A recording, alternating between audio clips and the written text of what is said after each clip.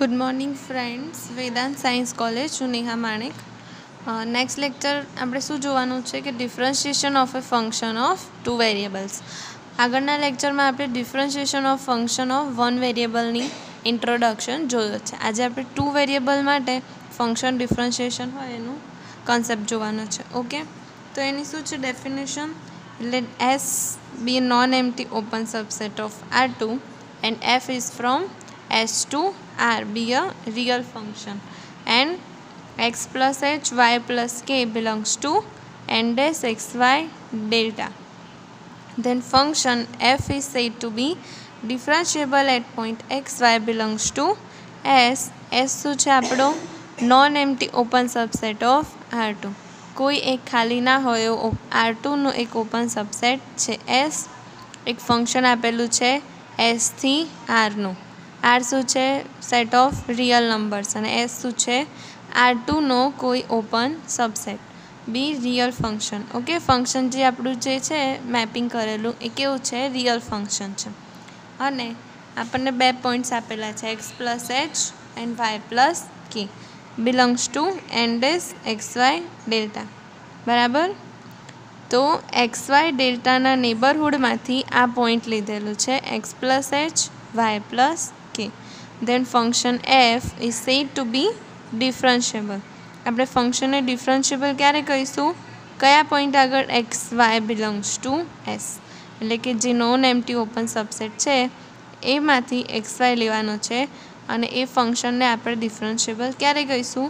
કે જો આ કન્ડિશન ફોલો થાય કે f of x plus h y plus k is equal to f of x y plus a h plus b k plus epsilon rho. Okay, હવે terms શું છે સમજી લો। એ H શું છે? એક્સમાં એડ કરેલો નોમિનલ વધારો।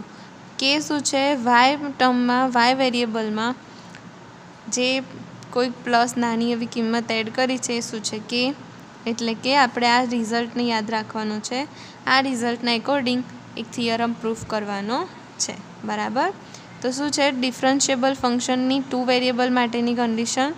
કે f of x plus h y plus k is equal to f of x y plus a h plus b k plus epsilon rho. Okay, where a and b are independent of h and k. જે એ અને બી એ શું છે? Coefficient છે। એ કેવા છે? H અને કેથી independent છે, એટલે કે એચ અને કે સાથે એ અને બીને કોઈ લેવા દેવા નથી। ઓકે, એ ખાલી એના કોફિશિયન્ટ છે। And rho is equal to શું છે? Rho is equal to under root h square plus k square. આ જે એચ અને કે છે બંનેનું અંડરરૂટ કરીએ તો એ જે કિંમત મળશે એને શું કહેવાશે? Rho. Okay, rho is equal to under root h square plus k square is such that rho belongs to 0 implies epsilon tends to 0।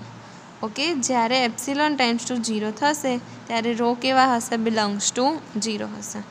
Okay, શું હતી definition? F of x plus h y plus k is equal to f of x y plus a h plus b k plus epsilon rho. X plus h y plus કેની જગ્યાએ બીજા કોઈ terms આપેલા હોય તો એની definition પણ આ જ રૂલથી બનશે। ઓકે, એપ્સિલોન શું છે? કોઈક નાની એવી વેલ્યુ। ઓકે, અને rho under root h square plus k square, એટલે કે જે પણ આપણે બંને એક્સ અને વાયમાં નાની જે એડ કરી છે કિંમત એ બંનેનું સ્ક્વેર અંડરરૂટ લઈશું એને શું કહીશું? રો। ઓકે, તો શોર્ટકટમાં આપણે જોવું હોય, યાદ રાખવું હોય તો શું યાદ રાખીશું? કે ધેટ ઇઝ આખા આટલાનો એક જ ઇક્વેશનમાં સાર આપેલો છે કન્ક્લુઝન, કે limit rho tends to 0 f of x plus h y plus k minus f of x y minus a h plus b k over rho is equal to 0। Okay, હવે તમને એમ થશે કે આ ટર્મ ક્યાંથી આવ્યું? જો આપણી ડેફિનેશન શું હતી? F of x plus h y plus k is equal to આ છે। ઓકે, તો એફ ઓફ એક્સ વાયને માઇનસની આ બાજુ ઇક્વલ ટુની આ બાજુ લાવે એટલે માઇનસ થશે આ term minus f of x y minus a h plus b k over રોને અહીંયા રાખ્યા છે કારણ કે રો ટેન્ડ્સ ટુ 0 છે અને અહીંયા શું રહ્યું? એપ્સિલોન રહ્યા। તો અહીંયા આ જે કન્ડિશન આપેલી છે કે કે જેમ epsilon tends to rho belongs to 0 implies epsilon tends to 0, એટલે ઇઝ ઇક્વલ ટુ શું મળશે આપણને? 0 મળશે. ઓકે, ફરીથી ખાલી એક વખત કહી દઉં છું કે જે આપણો રિઝલ્ટ છે, મેઇન રિઝલ્ટ નંબર એને લઈને આપણે એક થિયરમ પ્રૂફ કરવાનો છે. ઓકે, તો આ હતું differentiation of a function of 2 variables. Okay, 1 variable માટે તો આગળ આપણે જોયું જ છે. ઓકે, તો હવે આપણે નેક્સ્ટ થિયરમ શું છે જોઈએ. થિયરમનું સ્ટેટમેન્ટ વાંચીએ. આઈએમપી થિયરમ છે આ પણ, બરાબર, કે if a function z is equal to f of x y defined on an open set E subset R2 is differentiable at point xy belongs to E, then its partial derivatives fx and fy exist at point xy. Okay, એક વખત આપણે statement વાંચ્યું. હવે સમજીએ કે statement શું કહેવા માંગે છે અને શું સાબિત કરવાનું છે. ઓકે, આપણને એક ફંક્શન આપેલું છે એફ ઓફ એક્સ વાય. શું છે? 2 વેરિયેબલનું ફંક્શન થયું. Okay, defined on an open set E subset R2. જે ફંક્શન છે એ ઓપન સેટ ઈ ઉપર ડિફાઇન થયેલું છે અને ઈ શું છે? સબસેટ R2 છે. ઓકે, એટલે આ જે ઈ છે એ શું હશે? R2નો કોઈ R2 એટલે કે એક્સ વાય જેવું કંઈક હશે. Is function is differentiable at point x y belongs to એ.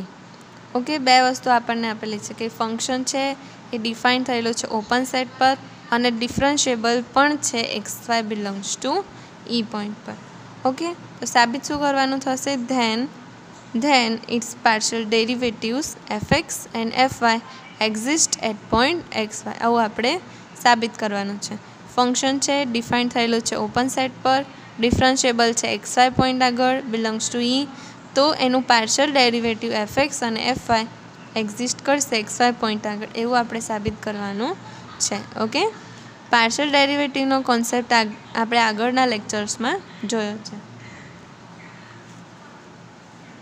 તો હવે આની પ્રૂફ જોઈએ. તો પહેલાં તો થિયરમ સાબિત કરતાં પહેલાં શું કરવાનું? જે પણ આપણને સ્ટેટમેન્ટમાં આપેલું છે બધી જ વસ્તુ નોટ આઉટ કરી લઈએ. સિન્સ શું આપેલું છે આપણને? Since z is equal to f of x y, okay, implies z plus del z. Okay, z આપણું ફંક્શન છે એની અંદર આપણે માઇનોર ડેલ ઝેડ એડ કરીએ છીએ. તો ફંક્શન શું થશે? F of x plus del x. ઝેડમાં એડ કરીએ છીએ એટલે એક્સમાં ડેલ એક્સ અને વાયમાં del y. Z plus del z is equal to f of x plus del x y plus del y. Okay, કારણ કે આપણે આગળ જે ડેફિનેશન જોઈએ આપણે function of differentiation of function of 2 variables માટે, એનો આપણે યુઝ કરવાનો છે. ઓકે, એના માટે આપણે ડેલ ઝેડ એડ કર્યા, એક્સમાં ડેલ એક્સ ને વાયમાં ડેલ વાય. ઓલ્સો બીજું શું આપેલું છે આપણને? Also function f is differentiable છે એવું પણ આપણને સ્ટેટમેન્ટમાં કીધેલું છે. Differentiable at point x y. Okay, તો શું પ્રૂફ કરવાનું છે આપણે? ટુ પ્રૂવ શું પ્રૂફ કરવાનું છે કે its partial derivative f x and f y exist at point x y. Okay, partial derivatives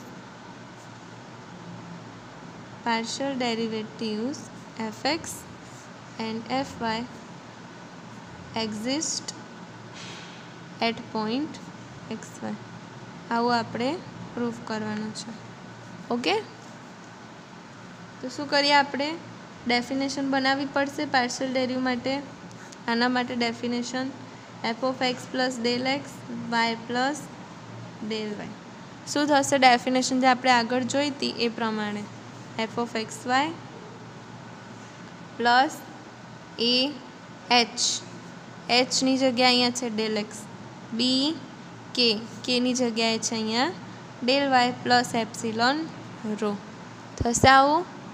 okay, where condition apply a and b R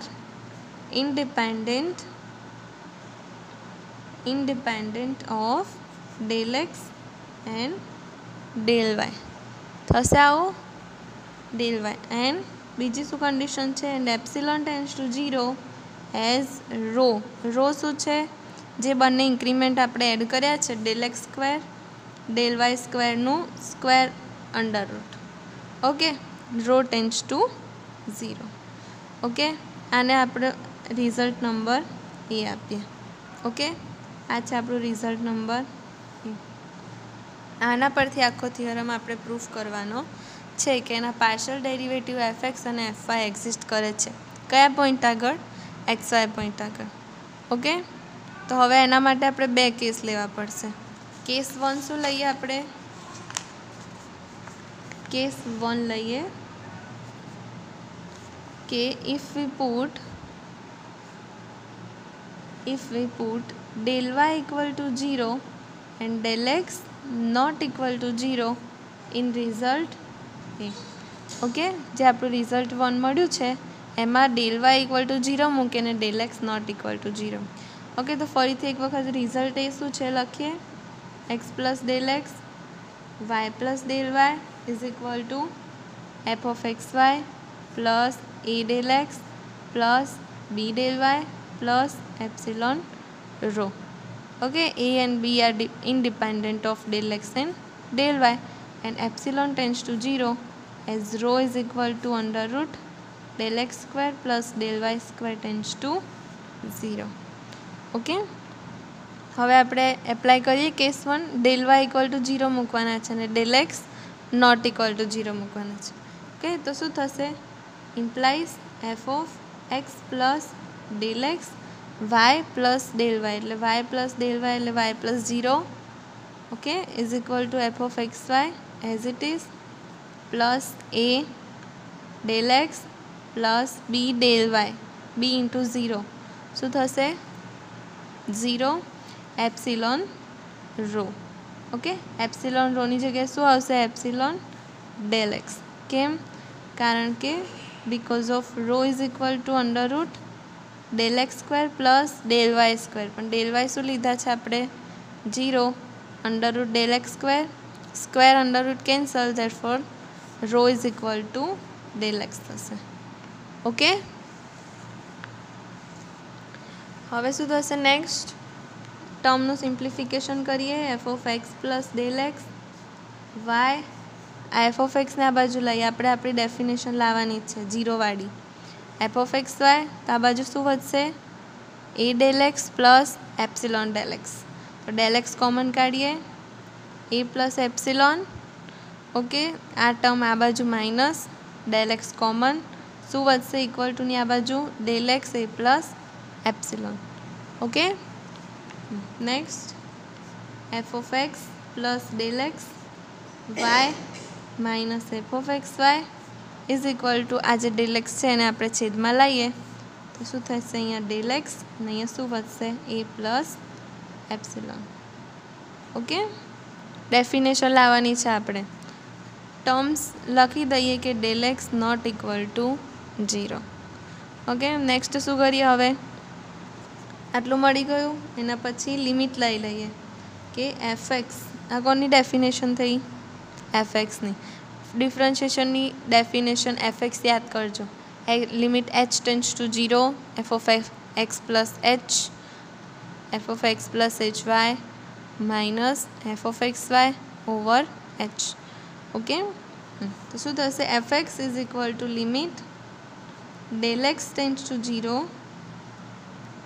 del x tends to 0 del x tends to 0 limit add કરવાની છે આ term as it is del x y minus f of x y over del x is equal to આના equal to શું લખાશે limit del x tends to 0 del y tends to 0 is equal to a plus epsilon f એક્સને નામ આપ્યું limit del x tends to 0 કરી આ ટર્મમાં del x tends to 0 add થશે અને આ બંને ટર્મ કેવા છે ઇક્વલ છે એટલે આના બરાબર લખાશે આના બરાબર લખાશે ઓકે આ બંને ટર્મ એકબીજાને ઇક્વલ છે ઓકે તો શું થશે અને આમાં શું છે એ પ્લસ એપ્સિલોન એટલે ડેલ એક્સ ટેન્સ ટુ 0 પણ થશે અને ડેલ વાય ટેન્સ ટુ 0 પણ થશે. તો શું થશે? ડેલ એક્સ અને ડેલ વાય બંનેનું સ્ક્વેર અંડરરૂટ કરીને શું મળે છે? રો મળે છે. તો અહીંયા શું લખાશે? Limit rho tends to 0 a plus epsilon.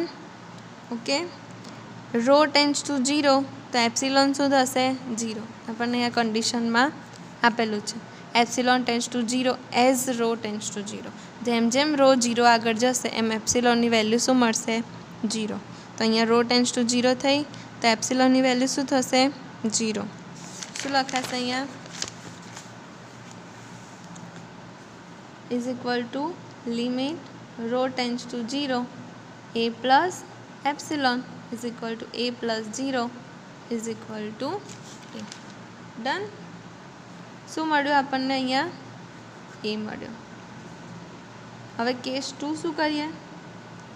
Case 2માં if we put del x equal to 0 and del y not equal to 0 in result a. આ a અલગ છે અને રિઝલ્ટ a અલગ છે. Okay, result number a. Then શું મળશે આપણને?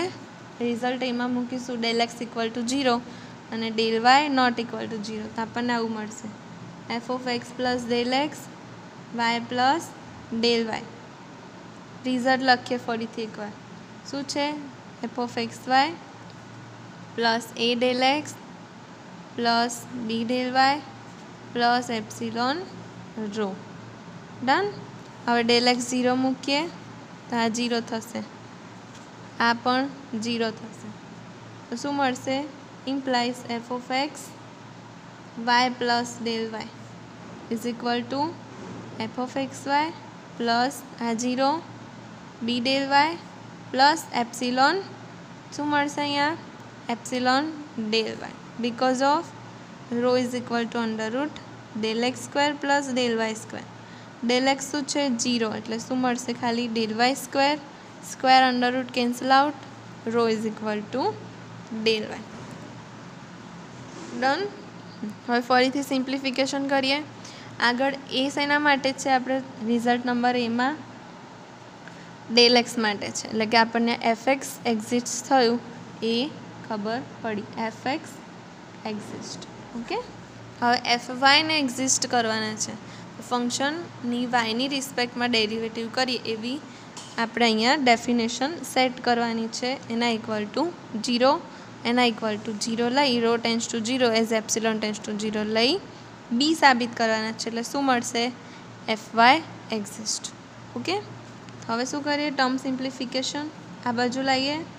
F of x y plus del y minus f of x y is equal to, ચલો ડેલ વાય કોમન, એક સ્ટેપ વધારે લખવામાં આવે છે, બરાબર. Implies f of x y plus del y minus f of x y, આ del વાયને છેદમાં લઈએ is equal to b plus epsilon. આ ટર્મ અને આ ટર્મ બંને સેમ છે. લિમિટ લઈ લઈએ. ડેલ વાય છે છેદમાં, તો લિમિટ શું લેવાશે? Limit del y tends to 0 f of x y plus del y minus f of x y over del y is equal to limit, બરાબર. આ થઈ વાય માટેની definition. F y limit del y tends to 0 del x tends to 0 b plus epsilon. આમાં શું કર્યું? બંને ટર્મની જોડે જોડે લિમિટ લઈ લીધી, બંને ઇક્વલ છે. ઓકે, તો શું થશે નેક્સ્ટ સ્ટેપમાં? આ ટર્મ શું છે? કોની ડેફિનેશન થશે? એફ વાયની થશે.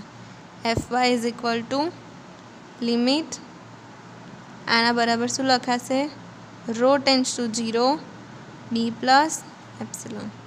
હવે as rho tends to 0 epsilon tends to 0. જેમ રો 0 તરફ જશે એમ એપ્સિલોનની વેલ્યુ 0 મળશે. તો અહીંયા શું થશે? B plus 0. Okay, f y is equal to b plus 0. therefore fy is equal to b મળ્યા. ઓકે, એ અને બી એટલે કે આપણે જે ડેલ એક્સ અને ડેલ વાય સાથે કોફિશિયન્ટ લીધા હતા એ બંને મળી ગયા. એટલે શું લખાશે? Therefore f x and f y exist at point x y. Okay, આ થિયરમ એક્ઝામમાં પૂછી શકાય છે 7 માર્ક્સમાં. શું કર્યું આપણે થિયરમમાં એક વખત ફરીથી જોઈ લો. થિયરમનું સ્ટેટમેન્ટ જુઓ કે ફંક્શન આપેલું છે એ ડિફાઇન્ડ છે ઓપન સેટ પર અને ડિફરન્શિયેબલ છે x y belongs to a point આગળ. તો શું સાબિત કરવાનું છે કે એના પાર્શિયલ ડેરિવેટિવ્સ એફ એક્સ અને એફ વાય પણ એક્ઝિસ્ટ કરશે એક્સ વાય પોઈન્ટ આગળ. બરાબર. તો શું કર્યું? પહેલાં જે આપેલું છે આપણે સ્ટેટમેન્ટમાં એ લખ્યું અને આગળ જે આપણે ડેફિનેશન જોઈ છે એનો ઉપયોગ કરીને આખો થિયરમ પ્રૂફ કરવાનો છે. ઓકે, ફંક્શન આપેલું છે એની અંદર ઇન્ક્રીમેન્ટ એડ કર્યું બિકોઝ ઓફ ડેફિનેશન બનાવવા માટે. Okay, z plus del z, x plus del x, y plus del y, 2 variable ડિફરન્શિયેબલની લિમિટ ડેફિનેશન લાગુ પાડવા માટે. ડિફરન્શિયેબલ છે. ઓકે, પાર્શિયલ ડેરિવેટિવ એક્ઝિસ્ટ કરવાના છે ટુ પ્રૂવ. ડેફિનેશન લખી એના પછી 2 કેસ લેવાના છે. એકમાં ડેલ એક્સ ઇક્વલ ટુ 0 અને બીજામાં del y equal to 0. Okay, અને રો શું છે? બંને જે ઇન્ક્રીમેન્ટ છે એનો અંડર સ્ક્વેર અંડર રૂટ એની વેલ્યુ થશે રો. ઓકે, તો આઈ હોપ તમને આ થિયરમમાં ખબર પડી હશે. કોઈ બી ક્વેરી હોય તો મને પૂછી શકો છો. Thank you.